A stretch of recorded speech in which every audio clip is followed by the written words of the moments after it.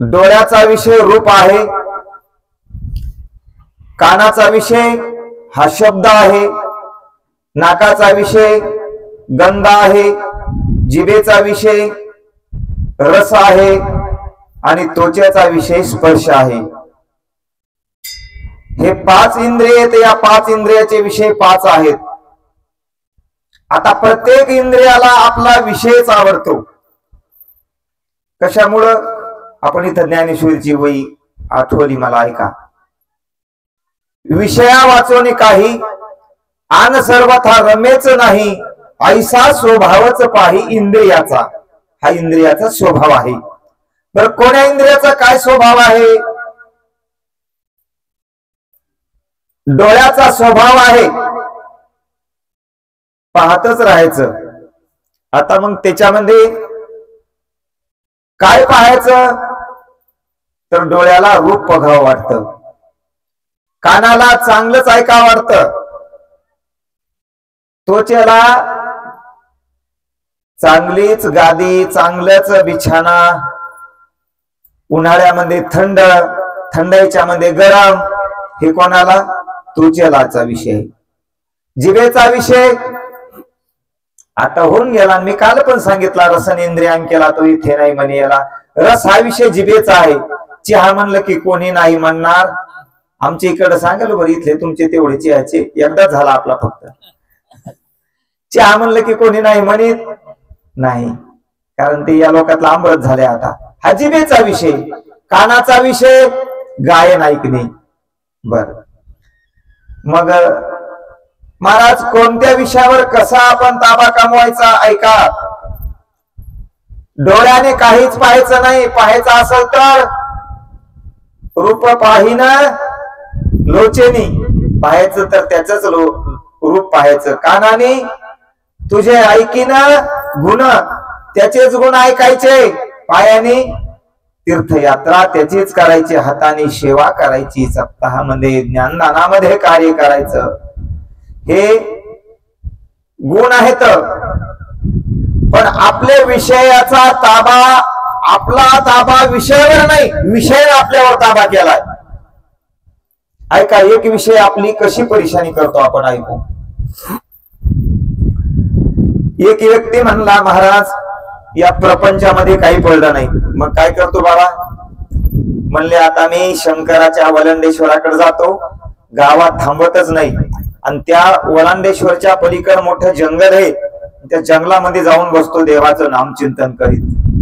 म्हणलं चालेल दादा। तो आला, आंबे नेमके फुलोऱ्यामध्ये होते, म्हणजे माहोचा महिना लागला होता शिवरात्रीच्या टायमाला। बसला आंब्याखाली। आता तुमची पुन्हा एक कल्पना सांगून जातो, तुम्ही मसाल आंब्याखाली येऊन बसला तर किती दिवस बसला? किती दिवस लागतात आंबे पाडी लागायला? तोपर्यंत बसला। फुलोऱ्यातले आंबे पाळाला आले, आणि पाळाला आल्यावर जे परिपक्वाला आले ते वनिता हातोनी निसटले। जे परिपक्व आंबे झाले तेच पाडाचे आंबे होतात। मी काल सांगितलं, जे परिपक्व दशेला आले नाही, काही फुलोऱ्यातही गळतात, काही लिंबा एवढाले झाल्यावर गळतात, काही चारोळे एवढाले झाल्यावर गळतात, आणि काही कोळी धरल्यावर पण इजा लावले की इजेवर मारतात। पण परिपक्व दशेला आंबे आले, आणि तो पाडाचा आंबा जमिनीवर तुटून पडला। आंबा पडल्यावर आवाज कसा आला? टप टप आवाज येऊ लागला। एकदा वाजलं, दोनदा वाजलं, याचं नामचिंतन चालू होतं। नमः शिवाय, ओम नमः शिवाय, हर हर भोले नमः शिवाय, नमः शिवाय, ओम नमः शिवाय। अखंड नखंडे जीवन, राम कृष्ण नारायण। विधी अवस्थेमध्ये तो बसलेला होता, पण आंबा पडला खाली। शब्द रूप विषय कोणाचा आहे? कानाचा आहे। कानाला आवाज ऐकला, पण नेमकं काय पडलंय हे कानाला माहित आहे का? काहीतरी पडलंय हे कानाला माहित झालं, पण हे काय पडलंय हे कोणाला माहित होतंय? ज्यानं ऐकलं त्याला माहित होतंय का? नाही होत। त्या कानानं निरोप दिला मनाकड, आणि मनानं कोणाला सांगितलं? डोळ्याला सांगितलं, काय पडे बघ बरं. आणि झाकलेले डोळे उघडल्या गेले. डोळे ज्या वेळेस उघडल्या गेले त्यावेळेस पाहिला शेप्यासारखा आंबा होता, लालबुंद त्याचा पिवळा आदळ कलर झालेला होता, पानाचा होता. तो म्हणला, अरे अरे हा आंबा पाणी लागलाय. आणि आंब्याला फुलोरा होत नव्हता त्यावेळेस मी बसलो होतो, पाणी बी लागले. कोण म्हणलं? मन म्हणलं. आणि कानानं मनाला सांगलं, त्या डोळ्यानं पुन्हा मनाकडे निरोप नेला की आंबा आहे. मन म्हणलं, ज्यानं ऐकलाय ज्यानं पाहिलाय त्याला घेता येतोय का? मग मनानं पुन्हा कोणाला काम सांगलं? पायाला आणि हाताला. हा विषय कोणता आहे? शब्द विषय, रूप विषय. आता विषय कसे जागे होतात पहा. हे मन सगळे विषय जागे करत. त्या मनानं हाताला पायाला सांगितलं, अरे म्हणले कच्चा आहे का पानाचा आहे का पिकला आहे पाहून तरी घ्या. चपून पाहिला कोण? पायानं तिथून उठवलं, आंब्यापर्यंत चालवीत नेलं आणि हाताने चपून पाहिला तर म्हणला पाडाचा आहे. एक घेतला बस झालं होतं का नाही? दोन घेतले, तीन घेतले, पण म्हणला मी आंबे जमा करायलो, पण आंब्याला काही पूर्वीचे नाव होते, ते नाव बुडाले दादा. आता काय तुमच्या इकडं काय नाव होते आंब्याला? शेप्या, ढेकण्या, शेंद्र्या, गोटी नाही का, असा मोठा असला की त्याला बदाड्या असे नाव होते नाही का. काही ना त्या आंब्याला असे नाकण असायचे, त्याला नाकाड्या असे नाव होते. पूर्वीचे झाडे होते आंब्याचे. आता आंबा पूर्वीचा आंबा गावरान आंबा राहिला नाही. आता आंबा पेटारीत आहे. आता गवतातला आंबा पाहायला मिळणार नाही. गाय झालं, आंबा झालं, ह्या वस्तू आता पाहायला राहिल्या नाही. गाई आहेत आपण संकरित गाई असो. किती इंद्रिय जागे झाले सांगा बरं? किती झाले आजी? 1, 2 आणि 3, 5 इंद्रिय जागे करतोय मन पहा. आता हातात घेतला, पिकला हे हाताला समजलं, नरम लागला, पण तो ढेकण्या आहे, शपाड्या आहे का कसा आहे त्याचं कळतंय कोणाला? नाही ना. तपास यंत्र बसवलं इथं. तुमची इटकी भाजी खाऊ देत नाही. फुलं ताफ्याचं आहे का कमळाचं आहे का मोगऱ्याचं आहे हे चेक करतंय. डोळे आपल्या हाताला कळत नाही, डोळ्याला कळत नाही. हे फिल्टर. मला एक जण म्हणे, महाराज नाक असं पाठीमागून बसवा हो. इथं बसवायची काय गरज होती? म्हणलं हे फिल्टर आहे ना, इथून मधात जो माल चालला म्हणून याला नाक म्हणलंय. काय नाक्यावर आपल्या गाड्या पहिल्या तपासल्या जायच्या की नाही? मंठ्याला शेलूला लोणार चालले की नाक्यावर तिथं तपासायचे काय माल आहे काय नाही. तसं हे नाका आहे, या नाक्यावर तपासल्या जाते, मग मधात सोडल्या जाते. हे जर म्हणला जाऊ द्या हरकत नाही तर जाऊ द्या, नाही तर वापस इथूनच वापस. तसं तो माल उचलला हातानं आणि तपासायला पाठवला. वा छान आहे. आणि मग आता जीभ ऐकते का? अहो आंबा म्हणलं तर आता सगळ्याच्या जिभीला पाणी आलंय आणि त्याच्यात हातात होता आणि तो पानाचा होता. लगेच कुठे गेला? जिबी खाली गेला. जिबीकडे दाता खाली गेला, दातानं जिबीनं आंबा खाल्ला. हो किती इंद्रिय झाले? कानाचा विषय शब्द, कानानं आवाज ऐकला. डोळ्याचा विषय रूप, डोळ्यानं रूप पाहिलं. हाताचा विषय स्पर्श, हातानं स्पर्श केला. आणि नाकाचा विषय गंध, नाकाने सुगंध घेतला. आणि जिभेचा विषय रस, जिभेनं रस घेतला. अरे बापरे म्हणे. म्हणून मला आजोबा म्हणत होते की माझे बाबा म्हणत होते, तू तिकडली वाटणी उचल, मी गाव खर्चीच उचलली. इतकी आंबळीमध्ये इतके आंबे गोड आहेत. बसला होता तपश्चर्या करायला, बसला होता साधना करायला, पण 5 विषय खवळले. आणि मग अंगावर पंचा होता, अंगावर कपडे नव्हते. बरं 1, 2, 3, 10, 5 आंब्याचं गठ्ठ बांधलं. तो आंब्याखाली तपश्चर्या करू लागला. पण त्याच आंब्याचा मालक म्हणला, रोज पार टोपलं भर पडत असते, पण पार काही राहीनात. कोण पार नेत असल? पार नेऊ लागले शेळ्यावाले, मेंढ्यावाले. घेऊ नव्हता बरं नेत. हा डोळे झाकून बसलेला होता. पण लागल मेळ म्हणे एक दिवस. आणि दुपारचे 12 वाजता 2 वाजता उन्हाच्या पाऱ्यामध्ये मालक येणा करण्यासाठी घोड्यावर बसून आला. टप टप टप यानं गठुडं बांधलं आणि म्हणला, नाताल काय धोरण आहे माणसाला पोरायपेक्षा नाताची लय माया. तुम्हाला नसत मलाच आहे का? लेकरापेक्षा माणसाला. आता तुम्हाला बी का काय धोरण आहे, माणूस त्या लेकराचं काही शिसू काढणार नाही, त्याचं नाक पुसणार नाही, पण नातो का बापा बापा त्याची किती घाण असू द्या त्याच्या बापा कोणासाठी बांधलं गठ, याला काही कमी होतं का बरं? आता तुम्ही जर इथून नाही उठले, मी जर नाही उठलो तर घरी कमी पडत नाही, पण हे ओढ कशासाठी, कोणासाठी? नातासाठी गठुड बांधलं आणि ते उचललं ना, मग त्याच्यातले काही आंबे सोडून टाकाव का नाही? सोडून बी टाकायचे नाही, कारण ते सगळे पुरले पाहिजे. तेवढ्यात धनी आला, धनी म्हणला चोर पकडा.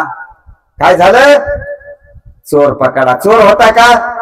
पण चोर झाला का नाही? कशामुळे झाला? नाही चित्त शुद्धी स्थिर पायापाशी बुद्धी, तुकाराम महाराज गाथ्यातले येतात. चित्त जर जाग्यावर नसल, फक्त मनान केलं, एकट्या मनान. काना निरोप मनाकडे द्यायला होता, मनान कानाला सांगायचं असतं गप बस. डोळ्यांनी निरोप मनाकडे द्यायला, मनान डोळ्याला सांगायचं असतं गप बस. तर बसत होत. म्हणून देव म्हणतात, मी मन माझे ऐशे करी, माझे भजने प्रेम धरी, सर्वत्र नमस्कारी मज एका ते, सर्व बुद्धी पाहे एक वासुदेव, पुसोनिया ठावतेचा. सगळ्या भूतमात्राच्या ठिकाणी भगवंत त्याला डोळे झाकल्यावर दिसू लागला.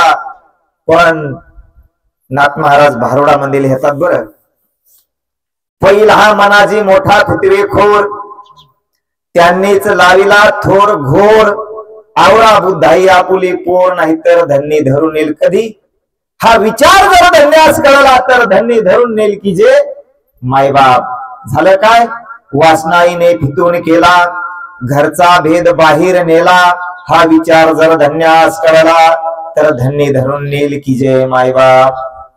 आमच्या दुकानात महाराज माल वेगवेगळे इथं आमच्या दुकानात गाथ्यातलाय माल आहे, ज्ञानेश्वरीतलाय बी माल आहे, अमृतानुभवाला काही बी माल आहे. आमचा माल आमच्या शेतात पिकलेला नाही बरं, आम्ही पेठ जाऊन भरतो. पंढरपूर, आळंदी तिकडे पेठ आहेत ना, 4 महिन्याचे चातुर्मास चालतात पंढरपूरला. राऊत बाबा सारखे मोठमोठाले वक्ते असतात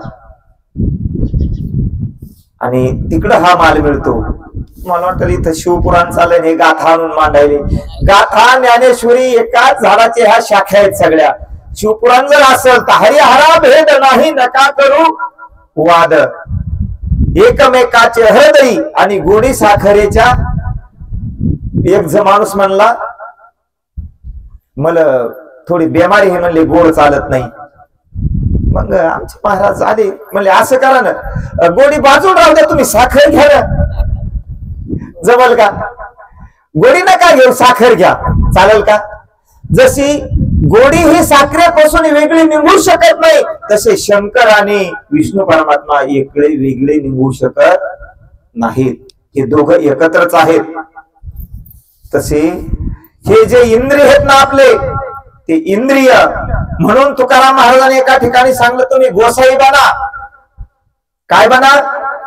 गोसावी. गोसाई नाही बरं, आपण गोसाई म्हणतो, गोसाई नाही, गोसावी. गोसावी कोणाला म्हणलंय?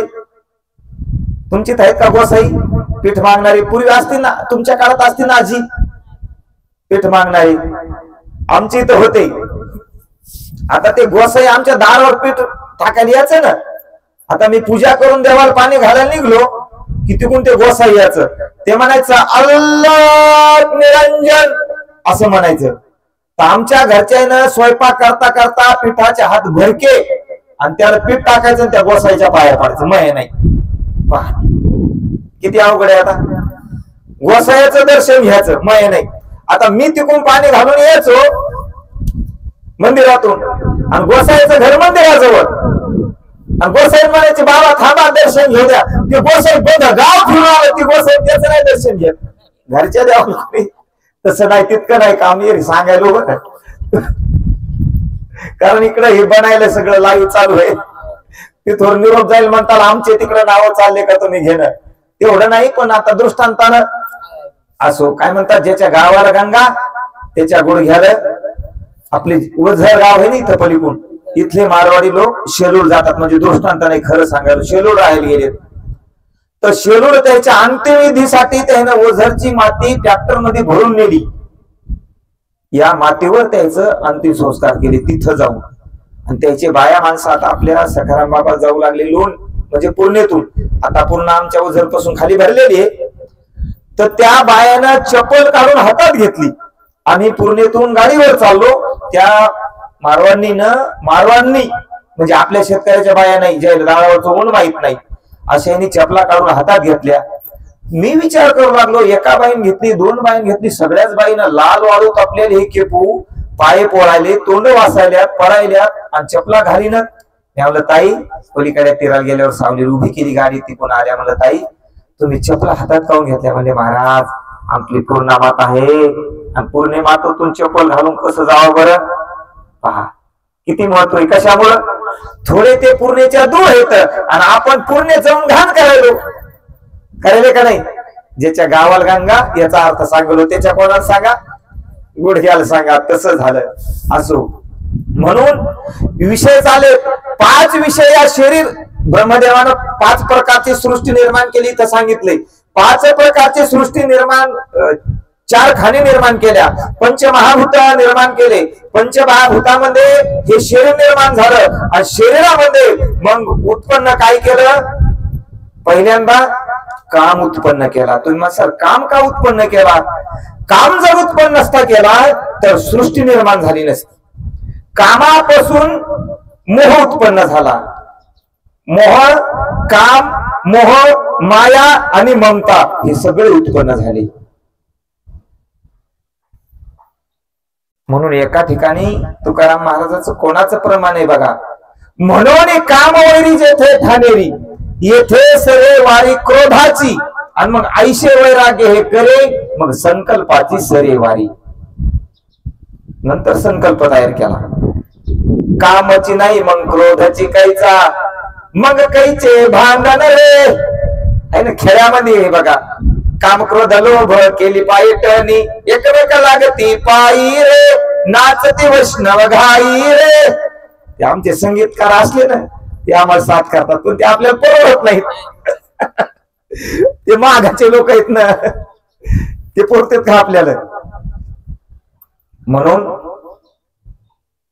पण हे 5ही विषय संताकडे नाहीत. 5 विषयापैकी एकही विषय संताकडे येत नाही. एक दृष्टांत घेऊ आपण थोडा बाहेरचा म्हणजे शास्त्रातलाच आणि पुढे चालू. आपल्या हिंदू संस्कृतीमध्ये दीपावलीचा सगळ्यात मोठा सण महिलाचा. आणि तुकोबारायची पत्नी, काय तिचं नाव? हा जिजामाय.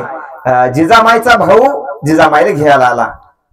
आणि दिवाळीचा सण आला की माणूस रस्ता कोणता पाहते? बाहेर माणसं माहेरचा. कधी येईन भाऊ आला आणि ताई आवर म्हणले याच गाडीवर. त्यावेळेस गाड्या नव्हत्या, पण आपण म्हणू आपल्या लवकर याच गाडीवर जायचंय म्हणले. आणि गाडी आता लवकर येते. इतका चटपटीनं बाईनं प्रस. आणि हा पहा, माहेरचं एखादं जर कुत्र आलं तर ती म्हणती ठको पाहिलं का? आता मग माणूस आल्यावर का आम्ही जातो ना, आता खूप लांब लांब आमच्या इकडे मुली दिलेले आहेत. आमच्या माहेरचे महाराज आहेत. माय सज्जन महाराज, घरी या बरं. माहेरचं प्रेम असतं, मग भाऊ आल्यावर किती प्रेम असत. इतका गडबडीनं जिजाबाईने स्वयंपाक केला, इतका गडबडीन केला. आणि जास्त गडबडीन काम केलं की माणूस काहीतरी इसरते. गावाला निघायचं गडबडीन तर इसरते की नाही एखादी वस्तू. बाकी काय इसरलं जमत, पण ते फुकटचं आहे का? फुकट केलंय आता. ते इसरू नये, तेच इसरत आहे.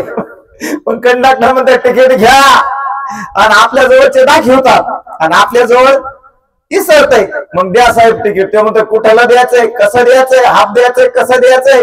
आता हाफ कसं घ्यावं काहीच नाही ना. तुमचं बरं झालंय, तुम्हाला काही न देताय हाफ आहे का नाही. तसं झालं. असो, काय सांगू लागलो, मीठ टाकलंच नाही कशातच. आणि मीठ न टाकल्यामुळे झालं काय, तुकोबाराय आणि त्याचे मेहुणे जेवायला बसले. जेवण झाले. जेवण झाल्यावर दोघं मेहुणे बैठकीत बसले, सोप सुपारी खात. जिजाबाईनं जेवण वाढून घेतलं ताटण. आता आपल्याला लवकर जेवून भावासोबत निघायचंय म्हणून घाईनं 1 घास खाल्ला, 2 घास खाल्ला. आमटी घेतली, भजे घेतले, पापडी घेतली. हे तुमच्या तोंडाला नका पाणी होऊ देऊ. ते ठरलं सांगायला. आपल्याला काय खर्च याला, पण कशातच मीठ नाही ना. आणि मन पदर कमरात खोसला. कोण? जिजाबाईनं. तुम्ही काही खाता कसंही खाता, पण मग भाऊ मेला उपाशी सांगावं मीठ नाही म्हणून. तुकाराम महाराज काय म्हणले असतील महाराज काय प्रमाणे, काय खातो आम्ही कास या संगती, नेनो हे श्रीपती कैशा परी. आम्ही काय खायलो आणि कशा संग खायलो. तुकाराम महाराज तिखट कळत नव्हतं, मीठ कळत नव्हतं, आळणी कळत नव्हतं, तेलकट झालेलं कळत नव्हतं, आंबट झालेलं इटकं कशामुळे बरं काहून कळत नव्हतं. हे जे विषय सांगितले का नाही आता, डोळ्याचा रूप विषय, कानाचा शब्द विषय, जिभेचा रस विषय, नाकाचा गंध विषय, तुकोबाराय म्हणत होते विषय त्यांचा झाला नारायण, विषय तो त्यांचा झाला नारायण. म्हणा म्हणा बाई म्हणा, तुम्ही म्हणणार आहे. हो चालूच आहे ते, चालूच आहे ते. माझ्याकडे गिलास द्या पाण्यात तो.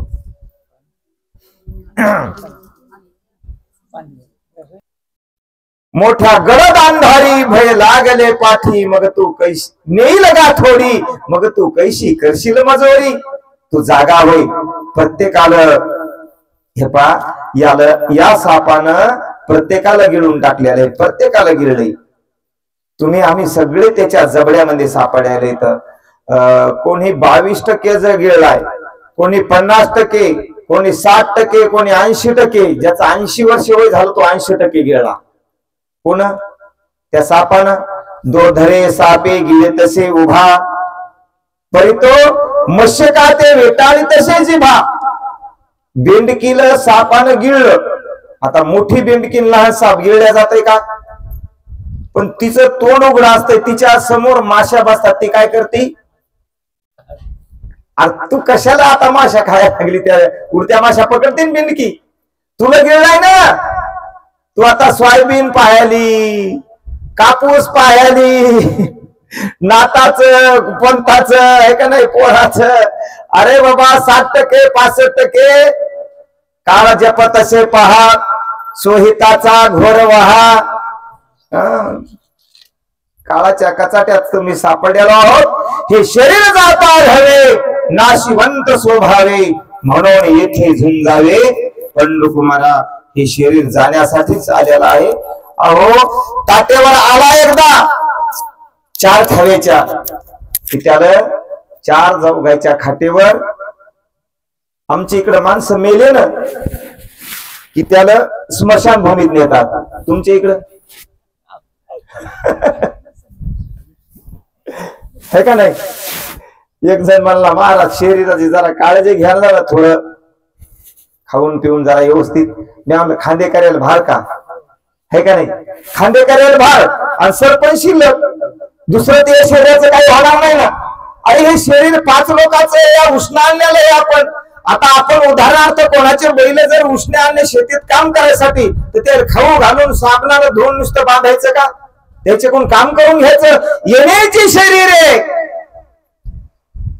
काय, या शरीरानं काय करता येते पहा. येण्याची शरीर आहे, शरीरा येण्याची शरीर किंबाहून येर झरे चिरा पडे. या शरीरानं असं एक साधन करता येते, पुन्हा शरीराला येत आहे, याचं काम राहत नाही. देव हो म्हणती तरी देवची होती, परी चित्ती कान धरावे. याच्यात एक साधन दिले परमात्मानं आपल्याला. ते साधन प्रत्येक शरीरात नाही. शरीर पशु पक्षाला येतं, अनेक प्राण्याला, बैलाला, गाईला, म्हशीला पण आहेत, पण त्याच्यामध्ये ते साधन नाही. या शरीरामध्ये साधन दिले. कोणतं, आयुष्य रूपी साधन आहे. आणि ते साधन संपलं हे शरीर उपयोगी येत नाही. आयुष्याच्या साधने सचितानंद पदवी घेणे, एवढा अधिकार नारायणे कृपावलोकने दिधलासे. आयुष्याच्या साधनाने सचित आनंद पदवी मिळते. हा परमात्माला आपली कृपा आली आणि कृपावलोकने दिधलासे. आपल्यावर कृपा केली आणि कृपावलोकन करून हा दिला बरं. आपल्याला एरवी दिल्या जात नव्हता, कारण आपण अडकलो होतो. कुठं अडकलो होतो तुम्ही आम्ही सगळे, आईच्या गर्भामध्ये. तिथं नवस करून आलो. काय नवस केला आई, 8वीनं पाये.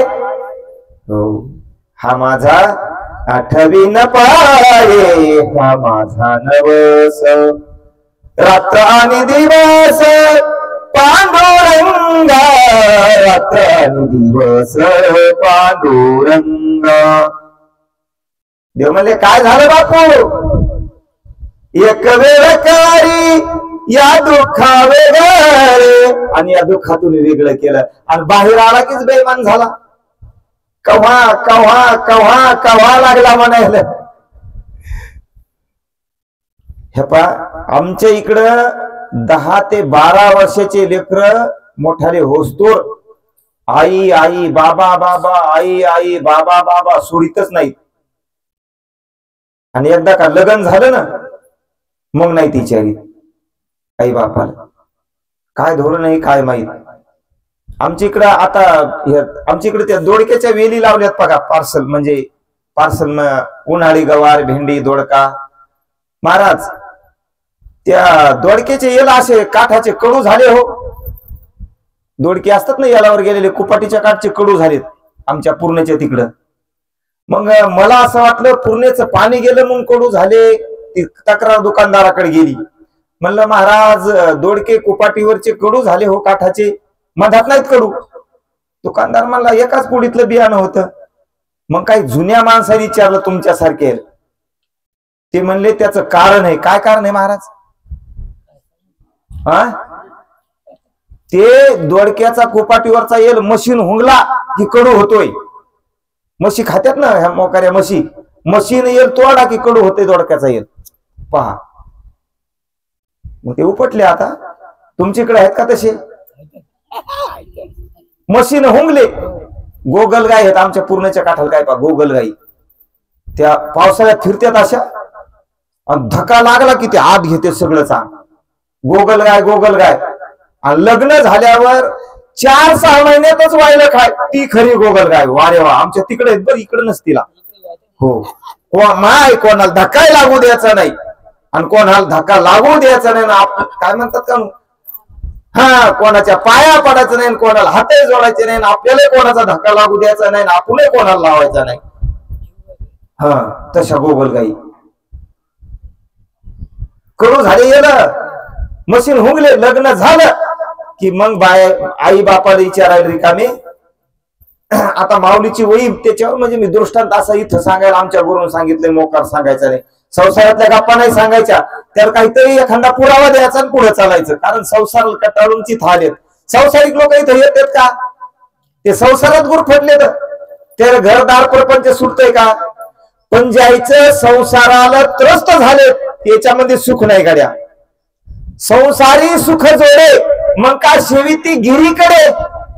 गिरीत पर्वतात अशा जागेवर येणारे संसारिक लोक नसतात. ते तिकडच रमतात. तिथे ह्या गोष्टी जमतात का? ऐका, पहिले बाळदशे पहिल्यानं आई आई बाबा बाबा. बाळदशेमध्ये पहिले बाळदशे आई बाबा हेच पिशे ते सरे. मग स्त्री मागे भुलवले ठाके. मग स्त्री बोलविल्या बोले, स्त्री चालविल्या चाले. खालच्या वया बघून घ्या. स्त्री हलविल्या हाले. माकड जैसे गारुड्याची. ते गारुडी माकड घेऊन येते गावात. ते गारुडी सांगेल तसं करतय. नाहीतर नाग आणताय ना ते गारुडी सर्प त्याच्यात घालून त्या पेटारीत ते साप, ते जसा गारुडी ती बासरी वाजत तसा तो असा डोलत आहे का नाही? तसं होतं. याचं कारण काय? विषया वाचून म्हणून तो स्त्रीलंपट होतो. असे अनेक या ठिकाणी काय केले म्हणले, माया ममता बरस पाठवलं. पण या ठिकाणी शुद्धी शोणकागदी ऋषी सांगतात, बाबा या माया मोहातून तुमची प्राप्ती होण्याकरता काय करावं लागेल? परमात्मा म्हणले माझी प्राप्ती होणं शक्य नाही, ती माझी प्राप्ती माझ्याच भक्ताला होईल. मम माया दूरतया. माझी जी माया आहे या मायेतून कोणी सुद्धा पलीकडे आला नाही. असतेच या महापुरी रिघताती कोट्यावरी प्राप्तीचे ऐल तिरी विपाईला रिघे. प्रत्येकालाच आशा आहे की आम्ही देवापर्यंत पोहोचावा. प्रत्येकालाच आशा आहे, पण प्रत्येकच त्या आशेतून आशामध्ये त्याची इच्छा पूर्ण होऊ शकत नाही. अप्राप्तीचे ऐल तरी पहिला गे बरेच या संसार रूपी पुरामध्ये या भवसागरामध्ये वाहत वाहत वाहत गेले हो. वाजा गेला पंजा गेला नाही का, देखत देखत ना तू पण तोही तैसाची झाला. अनेक लोक गेले, कितीतरी गेले, कितीतरी जाणार होत. आम्ही जाणार आहोत, तुम्ही जाणार आहेत. म्हणले मग याच्यासाठी काय करावं लागेल? या माया मोहातून तरुण जाण्याचा एकच उपाय आहे, फक्त आणि फक्त भाव. देवाला काय आवडतं? तर भाव आवडतो हो. ते ऐल तीराला आले, तया ऐलचे थडी सरले माया जाळ. पण कोणाचा? जे सर्व भावे मज भजले, तया ऐलची थडी सरले माया जाळ. जे सर्व भावाने त्या परमात्माला भजले, त्याचा अलीकडल्या थडीला माया जाळ संपला. तर कळालं कोणाचे हे घर, हा देह कोणाचा, आत्माराम तयाचा तोची जाणे. कोणाचे हे घर आहे, हा देह कोणाचा आहे, कोणी नाही रे कोणाचे, आणि शेवटी एकले जायचे. म्हणून अशा प्रकारे ही सृष्टीची निर्मिती केली. या सृष्टीवर साल बाद महिने तयार करण्यापूर्वी आधी वार निर्माण केले आणि प्रत्येक वाराला अधिपती दिला. मंगळवार बुधवार हा भगवान विष्णूचा वार त्या ठिकाणी असून त्याचा अधिपती बृहस्पती आहे. गुरुवार या दिवसाचे स्वामी देखील बृहस्पती आहेत. शुक्रवार इंद्राचा वार आहे असून या दिवसाचा अधिपती कोण आहे? स्वामी शुक्रवार. हा सुद्धा आणि शनिवार याचा सुद्धा अधिपती सुतशौनकात दृष्टीला सांगतात. आणि अशा प्रकारचे वार आणि तिथीची निर्मिती केली बरं काय. त्यापासून मिळणारे अनेक प्रकारचे फळ आहेत. वेगवेगळ्या प्रकारचे फळ सांगितले. कोण्या वारी कोण्या देवतेची उपासना करावी आणि कोणत्या देवतेची उपासना केल्यावर काय फळ मिळेल. विशेष म्हणजेच सोमवार संपत्ती देतो बरं काय, धन देतो. संपत्ती संतती आणि धन सोमवार व्रत केल्याने. यासाठी लक्ष्मीचे पूजन करावे. सोमवारी सुद्धा लक्ष्मीचे पूजन चालते. लक्ष्मी पूजना करून ब्राह्मण दाम्पत्याचे पूजन करावे. आणि अनेक प्रकारचे वर्ण सांगितलेले आहेत. किती वर्ण आहेत?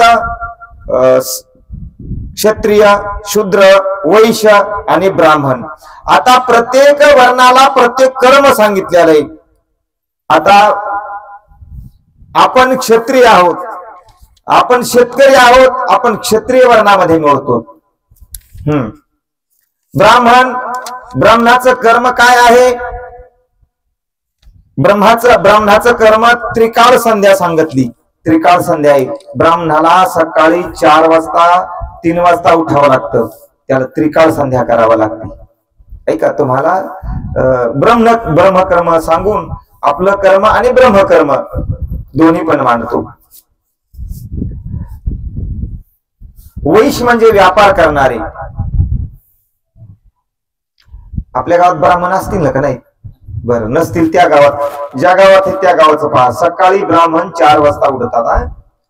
उठल्याच्या नंतर ब्राह्मण षडकर्म करतात, म्हणजे 6 प्रकारचं कर्म करतात. आणि सवल्यात ब्राह्मण काका असतात, देवपूजाला जातात.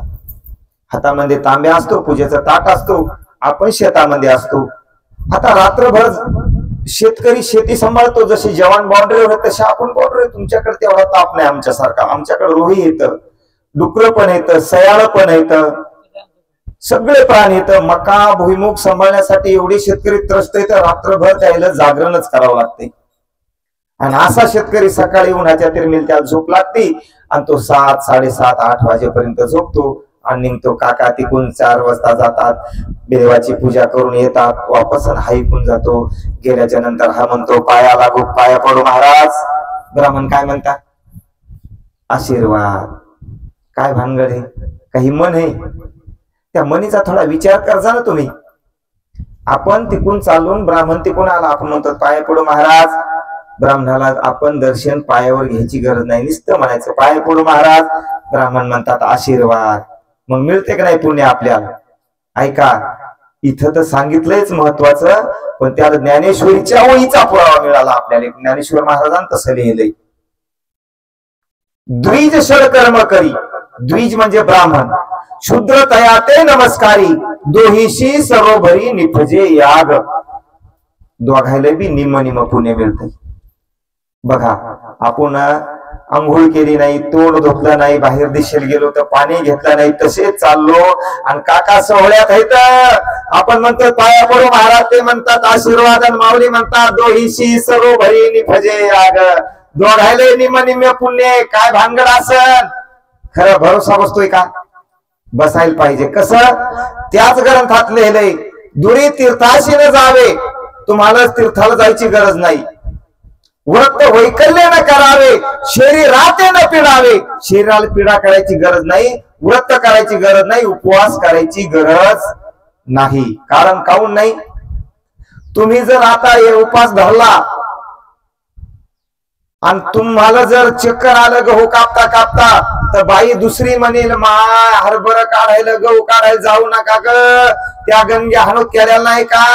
आमच्या ठकून चक्कर आलं आणि 2 महिने झाले संभाजीनगरला आयुष्यमध्ये ऍडमिट आहे बाई, गहू कापायला जाऊ नका. गहू जातील का नाही? आता एक मशीन आली, जातील का नाही रानान जाण होऊन? आणि गहू ज्वारी जर रानानं जाण होऊन गेले, पीक आपलं, तर जग काय खाईल? आपल्या सीमेवर जे जवान आहेत ते अन्न खाऊन आहेत. आपला एवढा मोठा कुंभमेळा झाला, किती अन्न लागत होत, त्या अन्नाची निर्मिती करणारे आपण आहेत. म्हणून आपल्याला आंघोळ करायची सांगली नाही, स्नान करायचं सांगलंय, जप नाही, होम नाही, दान नाही. इथं बरंच महत्व लिहिलं, याच्यात नाही बरं तसं, मी हे ज्ञानेश्वरीतलं सांगायलो. कारण हे कर्मकांड आहे आणि हे शेतकऱ्याला करायची गरज नाही. शेतकरी हा क्षत्रिय आहे, त्याला फक्त आणि फक्त स्वधर्मानं वागायचं. स्वधर्म जो बापा तो नित्य यज्ञ जानपा, म्हणून वर्तता येथे पापा संचारू नाही. आपण स्वधर्म करत असताना आपल्याकडून पाप जरी होत असत तर ते पाप आपल्याला लागत नाही, कारण आपला नित्य कर्म आहे ते. दया सर्वात्मका ईश्वरा, स्वकर्म कुसुमाची विरा, आणि पूजा केली होय अपार तोषा लागी. इथं पूजेचे महत्व सांगितले. मंगळवारी कोण्या देवाची पूजा करावी, बुधवारी कोण्या देवाची पूजा करावी, सोमवारी कोण्या देवाची पूजा करावी, रविवार कोणत्या देवाचा आहे. प्रत्येक देवतेची पूजा करा आणि प्रत्येक देवतेकडून तुम्हाला लागणारी वस्तू मागून घ्या. प्रत्येक देव देवता त्या पूजेचं फळ देतात. पण ते जर तुम्ही करत बसले तर तुमचा हळ राहील ना. कारण याच्यामध्ये वर्ग सांगितले, ही आपल्याला शास्त्रकार पूजा करायची सांगते, पण पूजा कोणा कराव हे सांगतात का? ही इथं सांगितलंय. गृहस्थ आश्रम, संन्यास आश्रम, ब्रह्मचारी आश्रम, वानप्रस्थ आश्रम, असे काही लोक आहेत. तर आता ऐका, हे जे नित्य कर्म करायचं ते 20-22 वर्षाच्या तरुणाने आणि तरुणींनी करायचं. कशामुळं? त्यांनी ब्रह्मचर्य पालन करायचं. आता ब्रह्मचर्य पालन करण्यासाठी काय करावं लागतं? ब्रह्मचर्य पालन करण्यासाठी कांदा लसूण म्हणजे ज्याच्यापासून विषय वाढतात, विषय सेवन केल्याने विषय वाढतात, त्याच्यामुळे ते विषय सेवन करायचे नाही. त्यावेळेस ब्रह्मचर्य व्रत पालन केलं जातं. 20-22 वर्षाचा होईपर्यंत ब्रह्मचर्य व्रताचं पालन करायचं आणि त्याच्यानंतर लग्न करायचं. लग्न केल्याच्या नंतर लग्नाचा विधी सांगितला या ठिकाणी. ब्राह्मण काका म्हणतात, अंतरपटात धरा दृष्टा दृष्टीन वधूवरा ते न करावी, दोघे करावे उभे म्हणतात का नाही? काय धरा मधात? अंतरपटात धरा. दोघांच्या मधात अंतरपट टाका बाबा. कशामुळं? ही मुलगी ब्रह्मचारी आहे आणि मुलगा बी ब्रह्मचारी आहे, आणि हे 2 ब्रह्मचारी जर गृहस्थाश्रमात नाही गेले तर यायला मूलबाळ होणार नाही आणि सृष्टी थांबल. मग यायच्या मनात अंतरपाठ घाला. तो कपड्याचा नाही, मायेचा. आपण कपडा धरायलो, मायेचा अंतरपाठ घाला. आता बघा, या दोघांच्या मनात जो पडदा टाकला जातो तो कोणता पडदा टाकला जातो पहा. आता मुलीचं शिक्षण कोण केलं हो? बापानच केलं का नाही? बरं, लहानाची मोठी तळ हाताच्या फोडासारखी कोण जपली? आई बापानं जपली. बरं, ज्याच्या नाही त्याच्या बांधा धुऱ्याला जाऊन काबाड कष्ट करून शिक्षणाचं कार्य कोण केलं? आई बापानच केलं का नाही? वाटल त्याचे भांडे घासले. अहो, ज्या वेळेस मुलीचं लग्न उभं राहिलं त्यावेळेस 6-6 महिने भावकीच्या दारात न जाणारा दादा माणूस गेला का नाही? हे पहा, माझी मुलगी काय आणि तुमची मुलगी काय? दादा आपलं काही असेल असू द्या, पण मुलीच्या लग्नाला या बरं, तुमच्या आमच्या सगळ्याच्या साजरं दिसत. येतात का नाही सगळे लोक? आणि येतात पण. आणि तीच मुलगी अग्नी समक्ष ब्राह्मणा समक्ष आजोर होती आमची, आता झाली तुमची, संभाळ करा म्हणतो का नाही आपण? आणि ती आपल्या स्वाधीन केल्या जातील. मी या विचारामध्ये बऱ्याच दिवसापासून हे हो दादा, मी चांगल्या चांगल्या लोकांनी विचारलं पण मला काही कळत नाही. अग्नी समक्षे ब्राह्मणा समक्षे जवळपास मोठं लग्न असं तर 50 किलो ज्वारीचं धान्य लागतंय. लोक विमान करून सांगतात की खरंच खरंच हे आम्ही, आमच्या हातात ज्वारी हे धान्य, ही मुलगी हा काळजाचा तुकडा, आणि तुझ्या स्वाधीन केला दादा ज्वारी फेकून देतात जमिनीवर, नाही का? किती लोक असतात. आता सावध हो बाबा, आता डिलिव्हरीच्या टाइमाला तिच्या आईच्या घरी बापाच्या घरी तिला पाठवू नको. तिच्यावर दुःखाच्या वेळेला संकटाच्या वेळेला तूच कर सगळं. कोणाला सांगतात? नवरदेवाला सांगतात. मग तिला 9 महिने पूर्ण होईपर्यंत आपल्या घरी ठेवतात आणि 9व्या महिने काढून नेऊन घालतात बरं तिथं. काय कारण असं? तुमच्याकडे राहतात का नाही? मला सांगता येते, कारण मलाही सून आहे, माझ्या सुनाच्या डिलिव्हऱ्या झाल्यात, पण आमच्या घरच्या आमच्या घरी केल्यात म्हणून हे लाईव्ह चालू आहे. मग सांगता येते, हे बाकीच्या सांगता येत नाही. जावे त्यांच्या वंसा तेव्हा कळे. बाकीचे लोक इथं बसून कसे सांगतील? मग मंगळ धरती ना उद्या तुम्ही आले सायखेड्याला, आणि सायखेड्यात जर आमची सून, बाई किती मुलं येत? दादा 2 मुलं येत, 1 मुलगी आहे. मग ते नाही सांगायचं घरचं बरं. पण जर महाराजांनी विचारलं मग तुझे आई बाप कुठे राहतात? महाराज परभणीत राहतात. मग डिलिव्हऱ्या कुठे झाल्या? ती जर म्हणली तिथं परभणीत झाल्या आई बापाच्या घरी, तर मला इथं बसून लबाड बोलण्याचं पातक लागेल ना? लागेल का नाही? त्याच्यामुळं आपल्याला स्वतः वागावं लागतंय. त्यावेळेस लोकांनी ही माय बाप सगळ्याला हात जोडून विनंती, ही प्रथा बंद करा. बरं, तिला जर कोण परख्यानं विचारलं, बाई तू कोण्या गावची आहेस? एसटी तुम्ही दोघी एका सीटवर बसल्या ताई, तुझ्या जोड एखादी मुलगी बसली, तर ती म्हणती ठकुमाय, तुमचं काय नाव असेल ते असो, तुम्हाला मी ओळखू नाही का आले? मी त्या भास्कर तात्याची मुलगी आहे ना. ती म्हणती माय तोंड बाहेर होतं, ठकू गंगू तू ओळखूच नाही का आली? मग आता कुठे आहे तू? तितकं फक्त माहेरचं भेटलं सांगती. आणि जर दुसरा भेटला तर नाव सासरचं, नवऱ्याचं नाव, सासऱ्याचं नाव, सासरचं, गावाचं नाव, सासरचं. याच्या पाठीमागचं एकच कारण आहे, त्याच्यामध्ये जो अंतरपाठ धरला का तो पक्काच बसला, तो निघायला रिकामा नाही. आता ऐका, तिला पतिव्रता, त्या स्त्रीनं पतिव्रतेपणाचं पालन करावं. पतीची मता अनुसरे तीच पतिव्रता. आणि अशी जर पतिव्रता असेल तर तुकाराम महाराज लिहितात, तुका म्हणे पतिव्रता आणि तिची देवावरी सत्ता. मग त्या पतिव्रता कोण होत्या? अहिल्या, द्रुपदी, सीता, तारा, मंदोदरी. अहिल्या, द्रुपदी, सीता, तारा, मंदोदरी तथा पच्छकन्या नित्यस्मरे महापातकनाशनम. या पतिव्रता स्त्रीचं जर नाव घेतलं तर पातकाची जळून अनेक पाप जळतात. पण तिला पतिव्रता धर्माचं पालन करावं लागतं. आणि याही पुरुषाला ब्रह्मचर्य व्रताचं पालन करावं लागतं. कोणीही स्त्रीचा असंग सोहळा तुझं न घडवरे चांदाळा. कोणत्याही स्त्रीचा संग सोहळा जर त्या पुरुषाने केला नसेल तर त्या पतिव्रता स्त्रीला पतिव्रत धर्माचं पूर्ण शरीर काय मिळतं, शरीर मिळतं. पण ते जमाना राहिला नाही हो. आता कलियुग लागलं. काय सांगा महाराज, आता हा विषय नाही पण ओघाने आला. पहिल्या स्त्रीला मुलं बाळ आहेत महाराज, मुलं आहेत.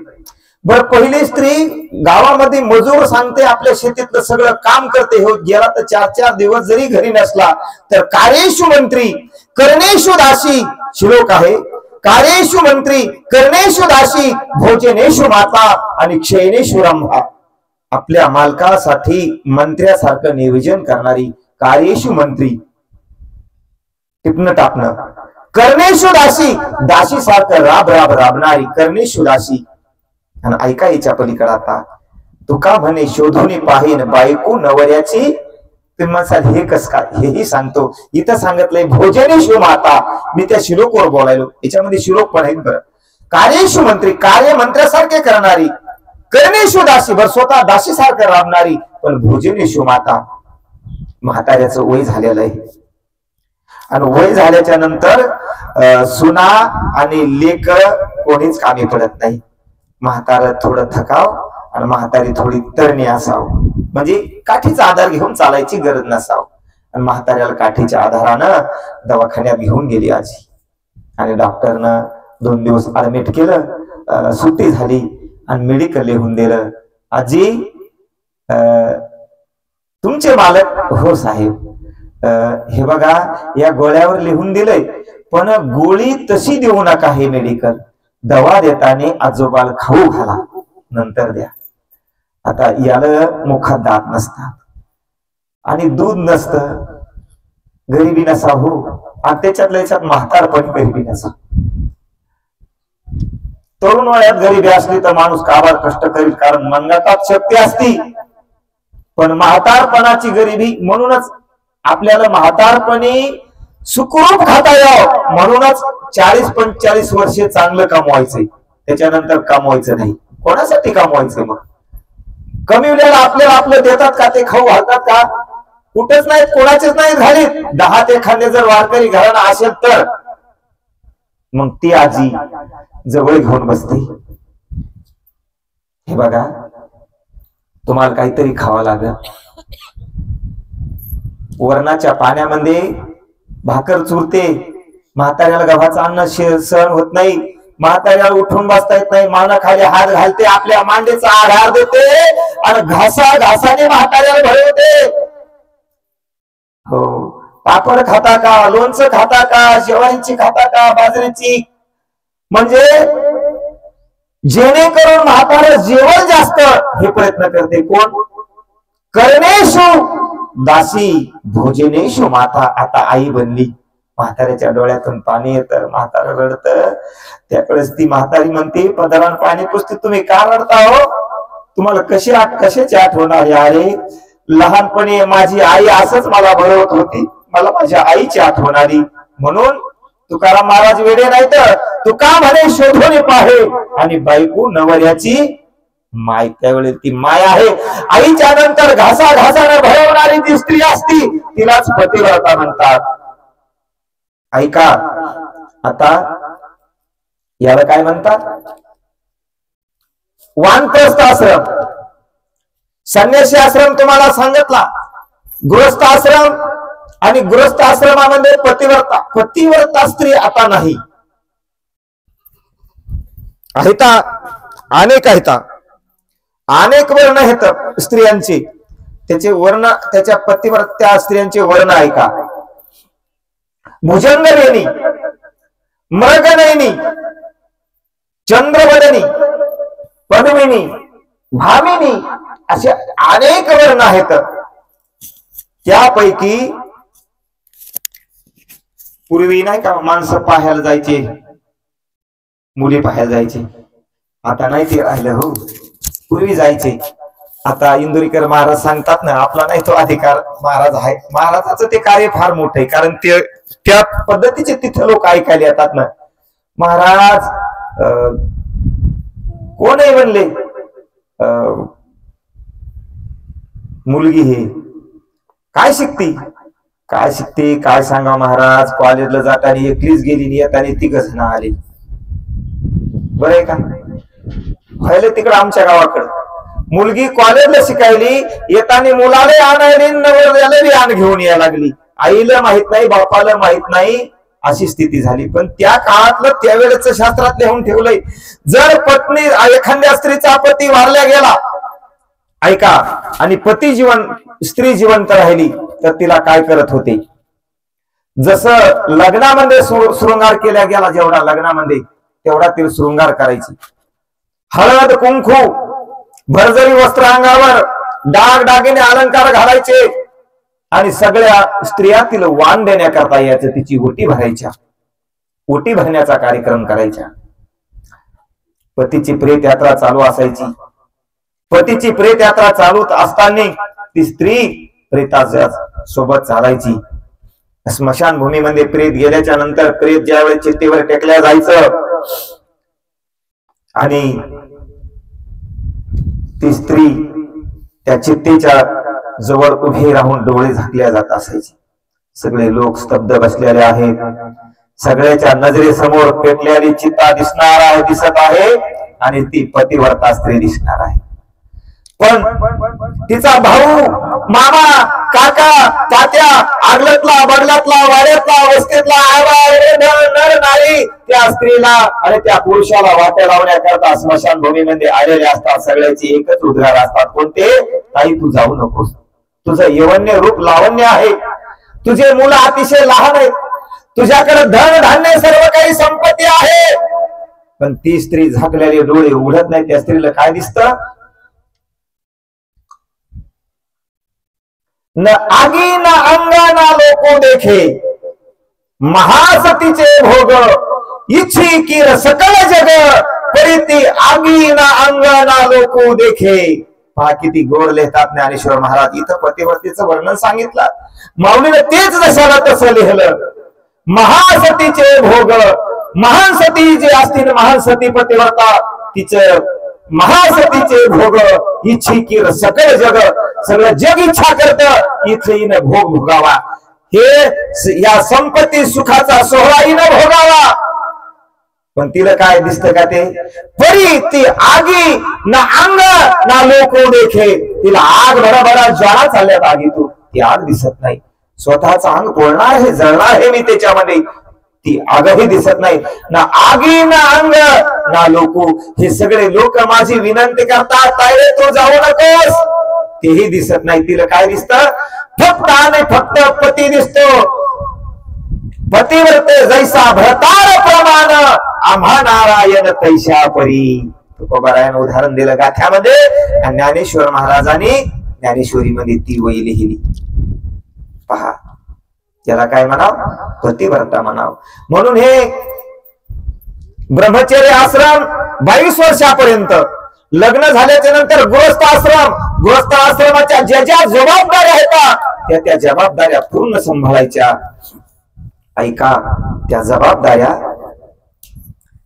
अनेकपणे आपण पार पाडायच्या. आणि गृहस्थ आश्रम पूर्ण झाल्याच्या नंतर त्याला वानप्रस्थ आश्रम म्हणतात. वानप्रस्थ आश्रम कोणता आहे महाराज? आपल्या मुलाचे लग्न झाले, आपल्या मुलीचे लग्न झाले, बर ठीक आहे, मुला मुलीचे लग्न संपले, पण आपल्या घरी आपले वृद्ध आई बाप आहेत, आपले बाबा गेले किंवा आई गेली, बाबा आहेत किंवा दोघे बैत, तोपर्यंत गृहस्थ आश्रम आपला आहे. पण आई बाबा गेले, मुला मुलीचे लग्नही झाले, मग आपला वानप्रस्थ आश्रम आहे. आपल्याला मग संसाराच्या नावे घालून या शून्य वाढता केला धर्म पुण्य, धर्म पुण्य. एकदा का मुला मुलीचे लग्न झाले आणि आईबाप सांभाळण्याची जी जबाबदारी असती तीही आपली संपली, की आपला संसार गृहस्थ आश्रमाचा बोजा आपला संपला. पण आपलं व्हायलंय काय? ऐका, पुढीलाचे बोझे आपुल्या माथा घेजे, मग कानदाटीचे धनोळे धरा. दुसऱ्याचं वजन नातापंताचं घ्यालो आपण डोक्यावर, काही घेणं आहे का आता? हे आपली जिम्मेदारी संपली. असो, आपलं काय व्हायला ऐका.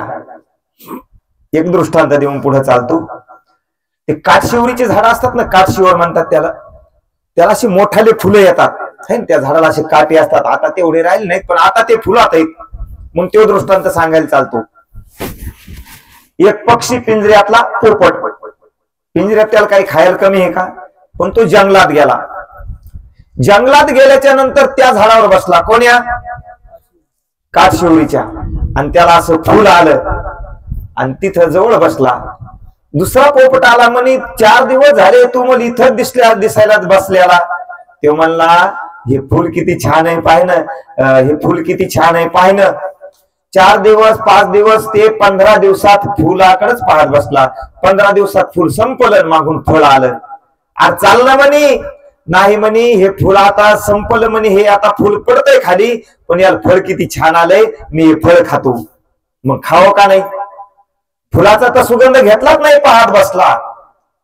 सुगंध नाही घेतला त्याचा, त्याला घेताच आला नाही. मी सिद्धांत सांगणार आहे, तुम्ही दृष्टांताकडे लक्ष द्या. ते फुल गळून पडलं, त्याला फळ आलं. मला फुल इतकं छान होतं, फळ किती छान असेल, पण ते फळ कवळं. अरे खाय ना म्हणे बाबा, चाल ना गावात. ते मला थांबणं, हे फळ जरा थोडं मोठं होऊ दे म्हणे. ते मोठं झालंय रे म्हणे, खाय आता. अरे म्हणे याच्यामध्ये बी आलं नसल, याच्यात बी आल्यावर खातो ना, त्याच्यात बी तयार झालं. अरे म्हणे खाय ना बाबा म्हणे, हे कच्च कसं खाऊ, यात पिकू देतो ना. कोणतं फळ आहे ते पिवळं होते म्हणे, थोडं पिवळं झालं, पाडाला आलं मग गोड लागल. आता ते पाडाला येत असतंय का? अहो ते पाडाला येण्याच्या आधी वाळलं ना, आणि वाळल्यावर उडलं, आणि उडल्यावर काय झालं महाराज? पंख फुटले हो वासरे, भरे भरे भरे उडून गेले. नातू गेला, पंतू गेला, मुली गेल्या, नाती गेल्या, आणि म्हातार एकटच बसलं. ठकू आहे का रे गंगू? मग डबा आला नाही रे. ती म्हणते, बाबा तुमच्या सुनेनं के धूळचा डब्बा आणून द्याला होता. म्हातारा म्हणते, कुठे? हाताचा धक्का लागतोय, वर साधून जाते. तसं झालं. ते फुटलं दोडी त्या काठशिवरीची, आणि फकडे गेल्या उडून. तेव्हा जमत नव्हतं का? जेव्हा अंगात ताकद होती, पैसा होता, बँकेत बॅलन्स होत, जर माल नेऊन निघला तर स्वतःजवळ पैसे होते, तेव्हा मला थांबान जर घरचं करू द्या ना, मग जाऊ इकडं महादेवाकडं. येता आलं का? तसं व्हायलंय आपलं. काय व्हायलंय हो ना? फुलं ना फळ कोळंबिता, माऊली ज्ञानेश्वरीत लिहितात. त्या संसार रूपी जे वृक्ष आहे ना, या संसार रूपी वृक्षाला फुले नाही, पण आपला काय झालाय? भास झालाय, भावना झाली, भ्रम झालाय. पण हे पहा, याच्यातला एकदा का निघून गेला रे बाबा, तर मग याला काही उपयोग राहणार नाही. चला दुसरा दृष्टांत सांगू, सिद्धांताकडे वळू. पहिले गारुडी यायची. तुमच्या गावात येतात का साप घेऊन?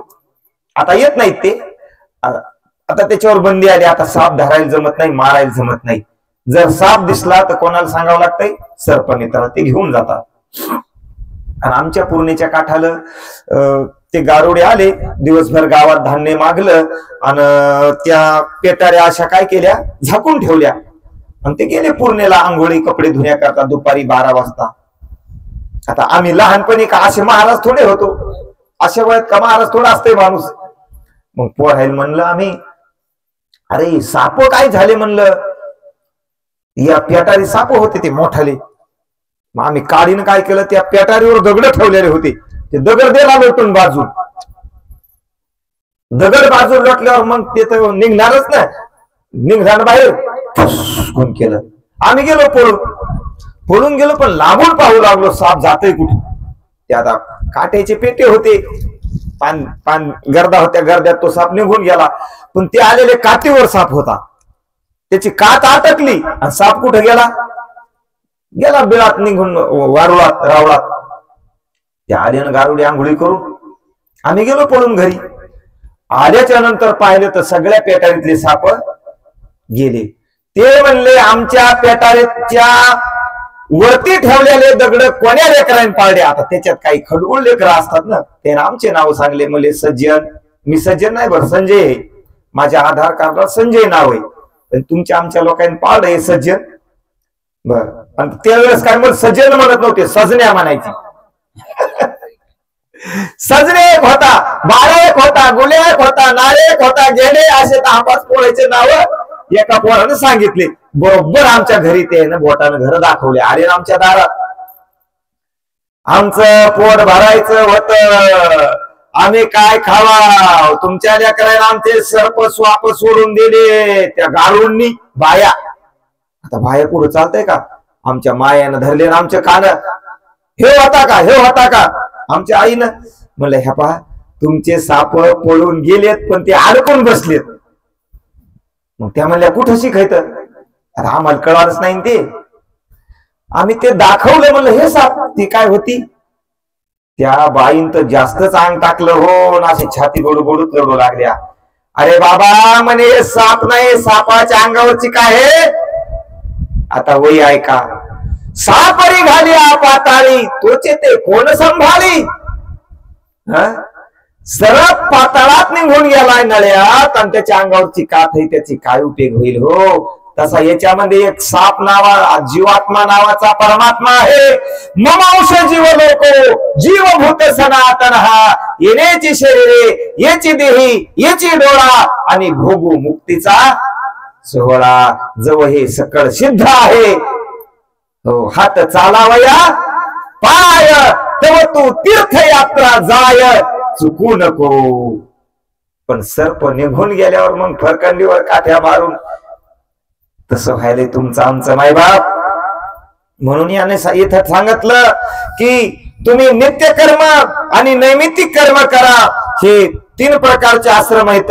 पण आपल्याला पहिल्यांदाच गाठलं, ब्राह्मण काका सावधान म्हणल्याशिवाय अक्षदा टाकीत नाहीत. सर्वांना अक्षदा मिळाल्या का? ज्यावेळेस सूचना होईल त्यावेळेस सावधान म्हणता, पण आपण सावधान होत नाहीत. काही लोक सावधान झाले.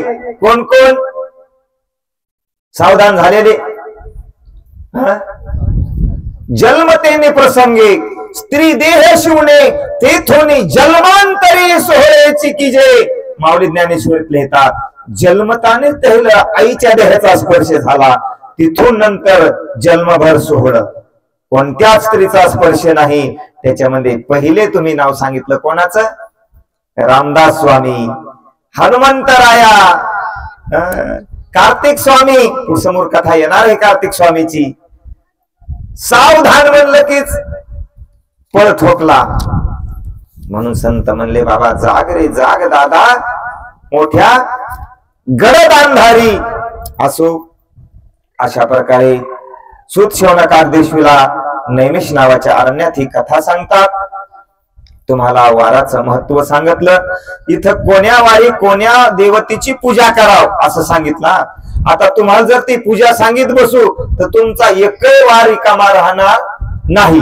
कारण एक दृष्टांत सांगून आता मला वाटतं आपण थांबाव, नाही का? किती वाजले? टाइम झाला. माझा एक मित्र होता, तो माझ्यासोबत वारीला यायचा. म्हणजे तुम्हाला मी वाराची पूजाचं महत्व सांगितलं नाही याचं कारण सांगून पुढे चालतो. सांगितलं नाही असं नाही, पण तुम्हाला एक ठोकं सांगितलं कशी पूजा करायची. तर तो मित्र पंढरपूरला आला, पांडुरंगाची मूर्त घेतली. आळंदीला आला, ज्ञानोबारायाची मूर्त घेतली. बर, शेगावला आला, गजानन बाबाची घेतली. सकाराम तिथून येताना लोण येऊन आलो, सकाराम बाबाची बी घेतली. आणि पैठणच्या टायमात तिकडे सैलानीची जत्रा असती, दोन्ही सोबतच येतात. तो इकडे पैठणला गेलो आम्ही, आणि तिथं नाथ बाबाची घेतली. म्हणे चला महाराज सैलानी बाबाकडे जाऊ. ते सैलानी बाबा तिथं जरी ते असेल तर त्या नवनाथाच्या पैकी एक नाथ आहेत.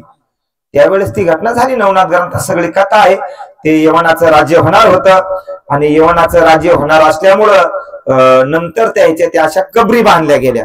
आणि त्याने विचारलं हे कोण आहेत? ते म्हणले तुमचे पूर्वज आहेत. मग गैबी पीर नाव पडलं त्याला. कानिफनाथाचा कानिफ पीर, गहिनीनाथ पीर, अशी पीर गहिन्यापीर अशी नावं पडल्या गेले.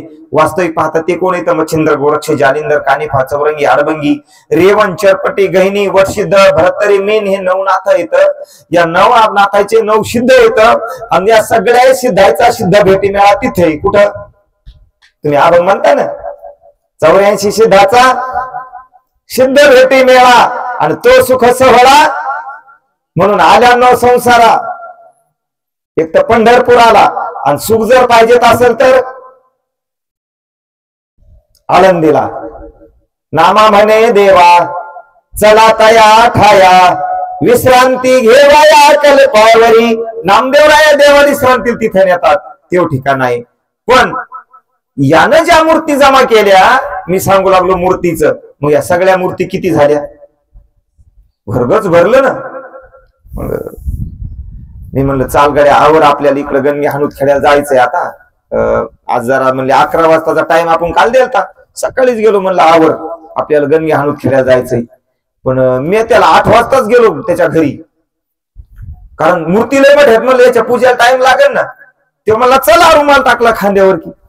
अरे म्हणलं तुपली पूजा आगीची आंघोळ काही कुठे देवघरात गेलो. आता तुम्ही तुमचं काल देवघर पाहिलं नाही किती व्यवस्थित आहे, काचात आहेत सगळे ग्रंथ, त्याच्यावर जाळे चढलेले. म्हणूनच माऊलींनी लिहिलंय, माझी मूर्ती निफजवी ती घराची कोणा बैसवी. आणि आपण पूजी देवदेवी यात्रे जाय, त्याची मूर्ती घेऊन यायची, एका घराच्या कोण्यामध्ये बसवायची, आणि आपण या देवाहून त्या देवाला, त्या देवाहून शिवरात आली की महादेव. आता पैठण आलं की एकनाथ बाबा, कार्तिकी वारी आली, आषाढी वारी आली की चालले माऊली माऊली दिंडी मध्ये. तसं नको. एक गाव आम्ही विठोबाचे नाव, हरिहरा भेद नाही नका करू वाद. शंकरामध्ये आणि विष्णूमध्ये कोणत्याच प्रकारचा भेद नाही, कोणत्याच प्रकारचा काही वाद करण्याची आवश्यकता नाही. म्हणून हे शिवमहापुराण अतिशय उद्धार करणार आहे. मग कोणाकोणाचा उद्धार करणार आहे इथं सांगितलं, गाते, श्रोते आणि वक्ते. पण श्रवणाचं कालही महत्व सांगितलं, आजही महत्व सांगितले. श्रवण करण्याची पात्रता लागते, एकभुक्त राहावं लागतं त्या दिवशी. बर. आणि कथेमध्ये बसले असताना कोणत्या प्रकारचे व्यसन करायचे नाही. आता मग आपला चहा झाला, व्हायला नाही पाहिजे, पण असं म्हणावं मग तुम्हाला म्हणतील या महाराजाला कशाला बोलवलं. कारण ते इथं शास्त्रात सांगितलं नाही. सोप, सुपारी, लवंग, आता हे आवळा पण खायचा सांगितला नाही, कारण न खावा तर घशाला कोरड पडायली. काहीच सांगितलं नाही. अशा प्रकारे कथेचं महत्व आहे. भूमीवर शयन करायचं सांगितलं. कथा ऐकत असताना कोणत्याही बिछाण्यावर झोपायचं नाही, जमिनीवर झोपायचं, एकभुक्त राहायचं, म्हणजे एकच टाइम जेवण करायचं. आणि आहार कोणता सेवन करायचा? राजस, तामस आणि सात्विक 3 प्रकारचे आहार सांगितलेत. त्यापैकी राजस आहार सेवन करायचा नाही. राजस आहार कोणता असतो? तयावरची पोळी उचलणं शेगडीवरची आणि लगेच ताटात घेऊन गरम गरम खायची नाही, तिला थंड होऊ द्यायचं. काही माणसाचं लय कुठपर्यंत आले, स्वयंपाक करते मग जेवण आले का, नाही नाही इतक्या लवकर नाही, थंड होईल. हा राजस आहार आहे. जो गरम खातो का त्याला राजस आहार म्हणा. जास्त गोड खातो का त्यालाही राजस आहार म्हणा. आणि जास्त तिखट खातो का त्याला तामस आहार म्हणा. रात्रीच्या शिळ्या भाकरी सकाळी उकडून खाणं त्यालाही तामस आहार म्हटलेलं. शिळं अन्न, रात्रीचं अन्न सकाळी ताजं करून खाणं त्याला तामस आहार म्हणले. ते शिजवलं की शिळी कढी आहे दुपारची, ती संध्याकाळी शिळ्या कढीला उकळा अन्न म्हणतात ना, ती शिळी कढी, शिळी आमटी दुपारी गरम करून खाणं, इथं त्याला काय म्हणलंय? तामस आहार. राजस आहार आणि तामस आहार हे दोन्ही आहार कथा ऐकणारांना आणि सांगणारांना दोघांनाही सेवन करायचे नाही, त्याची फलश्रुती मिळत नाही. मग बर, आता सात्विक आहार सांगितलाय, ऐका. सात्विक आहार कोणता आहे? जास्त गरम खायचं नाही, शिळही खायचं नाही, त्याला राजस आहार, सात्विक आहार म्हटले. आपल्या कष्टातून मिळालेलेच धान्य खायचे. कोणतं खायचं? आपण जे कष्ट करतो, म्हणजे कोणाकडून उष्ण आणायचं आणि देतो म्हणून इथं सांगितले तसं इथे उष्ण आणला, आपण उष्ण आणलं ना, आपले गहू आले की त्याला द्यायचे, तर त्याचे खायचे. पण ते उष्ण आणून जरी खाल्लं आणि जोपर्यंत त्याला आपण त्याचं आणलेलं दिलं नाही, तोपर्यंत केलेलं पुण्य सगळं त्याच्याकडे जाते. त्याचा दोष नाही लागत आपल्याला. पण आपण ज्याच्यावर आपला उदरनिर्वाह करतो, आपण पाप जरी केलं तर ज्यानं आपल्याला अन्न खाऊ घातलं त्याच्याकडे जाते, आणि पुण्य जरी केलं तर ज्यानं आपलं अन्न खाऊ घातलं त्याच्याकडे जाते. तुम्ही म्हणाल कसं काय जाते? काऊन नाही जाणार? इथून मारलेले पैसे बॅलेन्स मुंबईला दिल्लीला पोहोचतंय का नाही? फोन पे, गुगल पे दिसतंय का गेलेलं, पण जातंय का नाही? मग तसं हे केलेलं पाप पुण्य त्या अन्नदात्याला मिळत नाही हे म्हणायची जरी तुम्हाला नसल दिसत तर त्याला जातंय. आणि जर नसतं गेलं तर अन्न सत्र करणारे लोक येडे नाहीत. तुम्ही माऊली सोहळ्यात गेलेत का? जे गेलेत ते डोळे झाकान माऊलीचा सोहळा डोळ्या पुढे आणा. आता माऊलीची पालखी निघली. कुठून निघती? कशी निघती? सांगतोच माझ्या लहानपणात ते योग. आता महाराज जरशी एखादा राहील त्या बाजूला राहील, पण तो योग सांगून पुढे चालतो. मला असा होतो, त्याच्याहून थोडा मोठा होतो तर योग आला. माझे बाबा म्हणले मंदिरात जाऊ नको, मंदिरात गेल्यावर माणूस चुकतोय बर बापू. मी म्हणलं बरं. आता मला छंद होता पाहायचा, आणि मी त्या मंदिराचा कळस पाहण्याकरता गेलो होतो कसा हलतोय, आणि माझी भावना नव्हती कळस हलत असेल. मग कसं हलत? निर्जीव कुठं हलत असते का? हो, हे घर कसं हलत, हे मंदिर कसं हलत? मग मधात गेलो. मधात गेल्याच्या नंतर पूजा करायला श्रेल नंबरनं पुजारी जातात. प्रत्येक दिंडीचे मानकरी असतात आणि ब्राह्मण असतात. तर ते पूजाचं ताट घेऊन असतात. त्याच्याकडे पूजाचा तांब्या होता. गप्पून काय पुण्य फळाला आलं, माझ्या हातात तांब्या देण्यात आला, आणि तो तांब्या घेऊन मधात गेलो. मधात गेल्यावर ऐका, माऊलीच्या ज्या पादुका असतात ना, पादत्रायने ते माऊलीच्या समाधीवर ठेवलेले असतात. त्या पादुकाची पूजा केल्या जाते, आणि त्या माऊलीच्या पादुका उचलून पालखीत ठेवल्या जातात. तिथं मान आहे कोणाचा? ज्यानं दिंडी काढली होती त्याचं नाव आहे शितुळेकर सरदार. म्हणजे हैबत बाबाचा घराणा आहे तो. हैबत बाबाच्या पूर्वज, हैबत बाबाने दिंडी काढली होती. हैबत बाबाचे पूर्वज आहेत, परंपरा त्याच्याच घराण्यातली. आणि हैबत बाबानं गळ्यात पादुका अडकून वारी केली पंढरपूरची. आणि पुण्याच्या माणसांच्या मग घोडे, हत्ती, लवाजमा तवा कशा गाड्या हे होतं का, टेम्पो ट्रक होय, त्यावेळेस त्याला घोडे, हत्ती, लवाजमा नेलता दिंडी सोबत. ते शितुळेकर घरात, त्या शितुळेकर सरदारातला तो चोपदार याच्यावर असतोय घोड्यावर, जरीची पताका त्याच्या हातात असती. आणि त्या पादुका पालखीत ठेवल्या आणि पालखीला साकळ्या लावल्या ओढायला. पालखी महाराज ओढत नाही. पालखी फुटभर बाहेर येते, पुन्हा जागेवर जाते समाधीपर्यंत. मग ते म्हणतात वर मंदिर हलायला का पहा. मंदिर असं थोडं हलतंय, पंढरपूरकडे झोप पडतोय. जसा जसा पंढरपूरकडे झोप पडत 1 इंच 2 इंच पंढरपूरकडे झोप गेला कळसाचा की 2 फूट पालखी येते. 3 इंच गेला 3 फूट बाहेर येते. जागेवर तर जातेच, पण 3 फूट जास्त येते. मग असं ज्यावेळेस कळसाचा पूर्ण झोप बाहेर पडत त्यावेळेस पूर्ण पालखी माणसाहेब खिचून येते जागेवर, पण पूर्ण बाहेर दरवाजाच्या बाहेर येते. आणि तो जो घोडा आहे शितोळेकरचा, तो चोपदाराचा बाहेरून प्रदक्षिणा घालतो मंदिराला. तो घोड्याची प्रदक्षिणा पूर्ण होऊन महाद्वारापर्यंत येत नाही तोपर्यंत कळसाचा झोप पडत नाही. जोपर्यंत कळसाचा झोप पडत नाही तोपर्यंत पालखी खांदेकऱ्याला बाहेर येत नाही. ही 3 संगत होते. आणि चौथा आहे का, पालखी बाहेर येणं, कळसाचा झोप बाहेर पडणं पंढरपुराकडे, आणि महाद्वारात आलेला घोडा हिसणं, मोठ्याने किकाळी मारतोय, आणि त्या शितुळेकर सरदाराचा चोपदाराचा करण्याचा आवाज येतोय. ज्ञानेश्वर महाराज की जय. मग एकच जल्लोष निघतोय, माऊली माऊली माऊली, विष्णुमय जग वैष्णवाचा धर्म आणि भेदा भेद भ्रम. आणि मग त्या आळंदीमध्ये प्रदक्षिणा चालती हो. अरे बापा बापा, त्या सगळे देह भान विसरून महाराज कोणाला म्हणाय नाही तर खांद्या द्यायला, ज्याला देणं होईल ते खांदे देतात. आणि मग ती मिरवणूक जाता जाता जाता जाता, माऊलीचं गाव आळंदी नाही, माऊलीच्या मामाचं गाव आहे आजूळ.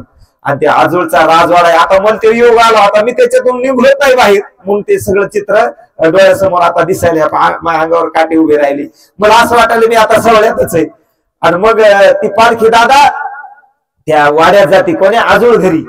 तुम्ही सगळ्यांनी पाहिला असत, हा एकूण वाडा आहे. पण आता तिथंचा आनंद आहे का, जेवढे लोक मधात बसतात भक्त मंडळ पालखी सण, तितके लोक आज जातात. आणि मधात गेलं ना की दार बंद होते. आणि तेवढे लोकांच्या पायावर पाणी टाकून, तुम्ही नाही काल पाय धुतले, पूजा झाली, तसं प्रत्येक व्यक्तीची पूजा केली जाते. पदरान पाय पुसतात हो, सगळे पाठ टाकलेले असतात. सगळ्या बायाच्या माणसाच्या तोंडातून डोळ्यातून आसरू येतात. आमची माऊली आली. आणि खरंच तिथं आपल्याला असं वाटतं की माऊली प्रत्यक्षात यायला आपण नाही दिसत, आपल्यात माऊली दिसती.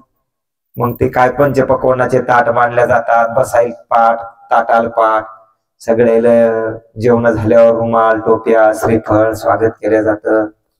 काय तो आनंद आहे. आणि तिथून मग माऊली दुसऱ्या दिवशी सकाळी दिवे घाटायला लागते. ज्याचे गुडघे दुखत असतील, ज्याची कंबर दुखत असेल, ज्याला डॉक्टरनं सांगलं असेल तुमच्या गुडघ्यातलं काय आईल कमी झाले नाही का, ते माऊलीच्या सोहळ्यात जा आणि पहा मग गुडघे दुखतात का तर. हो, तरणे होती म्हातारे होती तरणे रे. तिथं म्हातारे पण काय होतात, तरणे होतात. हे संताच्या संगतीचं, संताच्या सहवासातलं महत्व आहे. तसं हे शिवपुराण महान ग्रंथ आहे. याच्यामध्ये महत्व सांगितलं, पूजेचं महत्व सांगितलं. आणि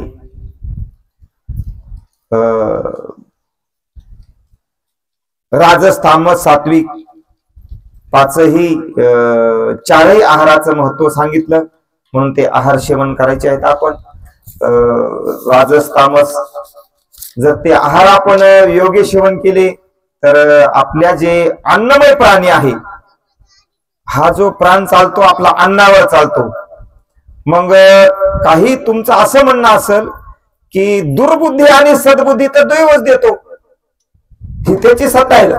मग हा दुर्बुद्धी काऊन देतो, आम्हाला सद्बुद्धी काऊन देत नाही, तर दुर्बुद्धी सद्बुद्धी तो देत नाही. सद्बुद्धी आणि दुर्बुद्धी हे अन्नावर अवलंबून आहे असं सांगितलंय. आपण जसं अन्न खाऊ तशी आपल्याला बुद्धी येते. एका संन्याशाचा दृष्टांत आहे.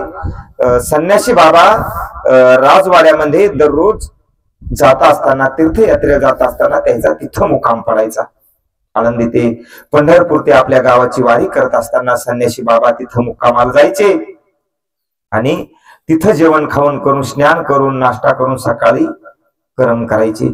तर संन्यासी बाबा तिथं मुक्कामाला गेले. संन्यासी बाबानं जेवण केलं, रूम मध्ये रात्रभर झोपले. पण श्रीमंत घराणा होता, वारकऱ्यासाठी चांदीचे ताट आणि चांदीचे गिलास होते जेवणाकरता. खूप मोठा माणूस होता. पण संन्यासी बाबाला काय बुद्धी आली का, रात्र जेवले, रात्रभर झोपले आणि म्हणले याच्यातला एक जर गिलास आपण नेला तर पंढरपूर मध्ये मोडू आणि चांगल्या प्रकारची यात्रा करू. सांगा, संन्यासी माणूस सगळ्या पैशाच्या गंधातला ताट तिथंच असायचे, देवघर तिथंच असायचं. देवघरात ते सगळं सोन्याच्याच मूर्ती, सोन्या चांदीचे ताट गिलास म्हणलं सोन्याच्या मूर्ती असतात ना. निघला, समोर गेला, गंगेच्या तीराला बाहेर दिशावर कोण आले महाराज, स्नान केलं, घोंगडी टाकली. तुम्ही नाही का म्हणले याच्यावर आता गादी, हे पण घोंगडी टाकली. घोंगडी पवित्र असते, असणारही महत्व आहे. आणि त्या ठिकाणी पूजा झाली आणि पूजा झाल्यावर पुन्हा पश्चाताप झाला. अरे पडशी उचलली, निघायचं, पडशी आज जड काऊन लागायली. आपली संध्याकाळची तर व्यवस्था आहे का, राजाच्या राणीनं काही आपल्या पडशीमध्ये शिदा जेवणासाठी टाकला असं काही, बाहेर काढून पाहतो तर गिलास त्याच्यामध्ये निघाला. अरे अरे मी चोरी केली वाटतंय, पहा पश्चाताप व्हायला पाहिजे. महाराज परत फिरले, लगेच आले. बाबा बाबा साधू महाराजाला आपण वाट लावलं होतं, खाऊन वापस आले. या महाराज, आमच्या गावात आज पुन्हा मुक्काम आहे, छान होईल, पुन्हा अजून प्रवचन होईल. आमच्या आळशावर गंगा आली. आपल्या लोक आपली किंमत नाहीत बळ करीत. हे जे लोक आमची महाराज लोकांचे आसन वसन जेवू घालणं, चांगल्या प्रकारचं जीव प्रेम लावणं, हे आमची नाही. आमच्या मधात जे गुण आहेत त्या गुणाची हे, नाही तर काय बाकीचे लोक काय बरेचसे जातात येतात ना, पण आपण तसे वागत नाही. आम्ही लोक तसे वागत, तुम्ही जसे आम्हाला समजता आम्ही तसे नाहीत, आम्ही तसे व्हायला पाहिजे. कसे? समुद्राला नदी गेली ती समुद्र झाली. चन्नाच्या झाडावरून वारा बोरीच्या झाडावर गेला, ती बोर काय झाली? चंदन झाली. तसे आम्ही संतांमध्ये राहतो, पण संत नाहीत, तुम्ही संत महान मानतात. हाच मोठा एक शोकांती आहे. महाराज हे महाराज नाहीत. महाराज हा आपल्या लोक ज्ञानेश्वर महाराज समजतात, आपल्या लोक तुकाराम महाराज समजतात, पण आपण ते होऊन राहायला पाहिजे. असो महाराज आले आणि महाराज म्हणले मला माफ करा. काय बोलता महाराज तुम्ही?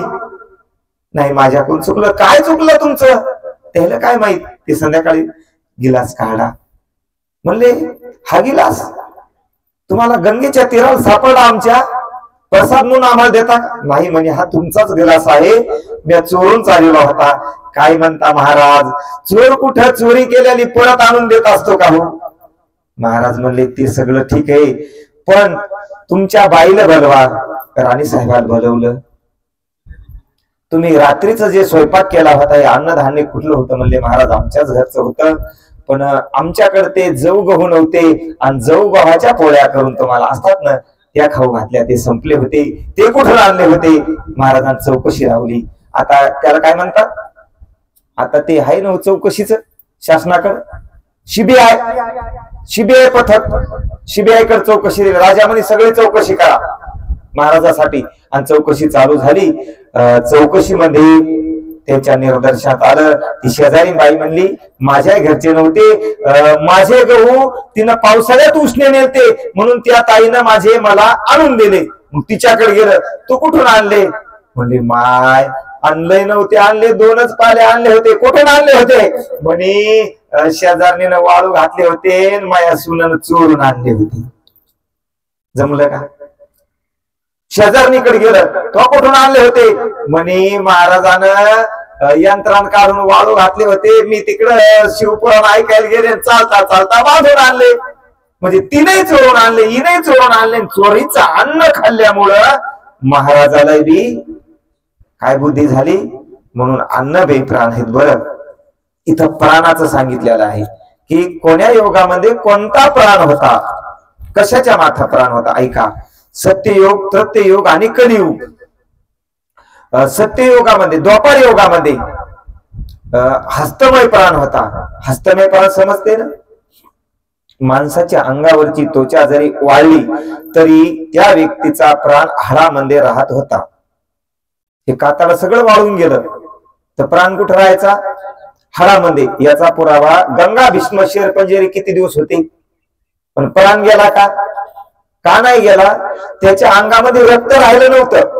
अर्जुनाच्या बाणाने सगळा रक्ताचा स्त्राव झाला होता, त्वचा वाळून गेली होती, पण हस्तमय प्राण होता. हड्डी ही आईच्या दुधाने भरते आणि आईचं दूध पवित्र असतं, म्हणून त्यावेळेस हस्तमय प्राण राहायचे. त्याच्यानंतर दुग्धमय प्राण होते. अन्न जरी नाही खाल्लं, दूध जर पेत असला तर माणूस दुधावर जगायचा. आता दुधावर माणसं जगणार. आता अन्नमय प्राण झाले. अन्न खाल्लंच माणूस जिवंत राहायला इथं सांगितलं. अन्नमय प्राणी आहेत. अन्न खाल्लंच माणसं जिवंत राहतात, नाहीतर माणसं जगत नाहीत. मग जसं अन्न खाल्लं तशी बुद्धी येते.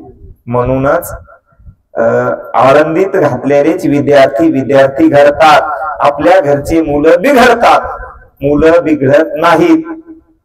तुम्ही स्वयंपाक करताना नामचिंतनामध्ये स्वयंपाक करावा. चिंतनी सरितो धन्य धन्य काळ. तुम्ही स्वयंपाक करताना जर नामचिंतन करी स्वयंपाक करीत असले आणि तो जर अन्न तुमच्या मुलाने तुमच्या पतीने खाल्लं तर त्याच्या अन्नापासून होणार रक्त, रक्तापासून बनणार रेत, त्या रेतापासून बनणारी तुमची रेत, रक्तापासून बनणारी संतती आणि ती संतती, त्या संततीवर संस्कार कसे होतात तर ऐका. एखादा मुलगा जन्मतानेच ज्ञानी असतो. आपण एक दृष्टांत घेऊ आणि पुढे चालू. आपला टाइम झालाय महाराज आता. हो. कयाधू कोणाची पत्नी? कयाधू कोणाची आई? प्रल्हादाची आईचं नाव काय? कयाधू. हिरण्यकशिपूची पत्नी. हिरण्यकशिपू देवाचं नावही घेऊ देत नव्हता कोणाला. पण एवढी तपश्चर्या केली, सगळे 33 कोटी देव ताब्यात घेण्याची त्याची साम्राज्य झाली. म्हणून इंद्र आला. इंद्र म्हणला हे सगळं कयाधूच्या बलावर झालंय. म्हणून कयाधूला जर पतिव्रतपणा भ्रष्ट केला, नष्ट केला तर याचं काय राहणार आहे. म्हणून कयाधू इंद्र घेऊन गेला आणि नारद महाराज मध्ये आले. नारद महाराजांनी इंद्राला थांबवलं. इंद्रा, अरे ही कयाधू महान पतिव्रता आहे. तुला माहित नाही का एका पतिव्रतेच्या नादी तू लागलास आणि तुझी काय अवस्था झाली. त्या अहिलेचा छळ केला गेला होतास. काय झालं? इंद्रापडे भग चंद्र झाला काळा, नारद चुकला चाळा भजनाचा. तुला अजून ते प्रायचित्त भोगावं लागतंय. सो हे महान पतिव्रता आहे. आणि मग कयाधून नारद महाराजाला विचारलं, महाराज माझा काय गुन्हा होता हो? हात जोडले, मला ही वेळ का आली असेल? नारदाने कयाधूला बोध केला, ताई आता तू सात्विक आहार सेवन कर. हे सात्विक आहाराच मी सांगायलो तुम्हाला. आणि सात्विक आहार कशाने बनतो महाराज? काही नाही, नाम चिंतन करीत असताना स्वयंपाक करायचा. तो स्वयंपाक तूही खायचा, तुझ्या पतीलाही खाऊ घालायचा. आणि कयाधूनी नाम चिंतन करत करत उन्हात तिंबायचा. नाम चिंतन करत करत पोळ्या बनवायच्या, भाजीच बनवायची. आणि तेच हिरण्यकशिपूने खाल्लं. तेच त्याच रात्री तो संभोग दिला. तोच प्रल्हादाचा गर्भ राहिला. आणि तेच ज्ञानेश्वर महाराजांनी हरिपाठात लिहिलं. काय? सत्वर उच्चार प्रल्हादी बिंबाला. हे महत्व आहे. बरं, मी तिकाणा इथलं सांगायला पण पुरावा तिकाणा घ्यालो. म्हणजे तुमच्या पाठातलं. प्रल्हाद कुठं होता? गर्भात होता. पण नारदाने केलेला उपदेश कयाधू मातेला प्रल्हादाच्या संस्कार मिळाले आणि प्रल्हाद उपजता ज्ञानी झाला.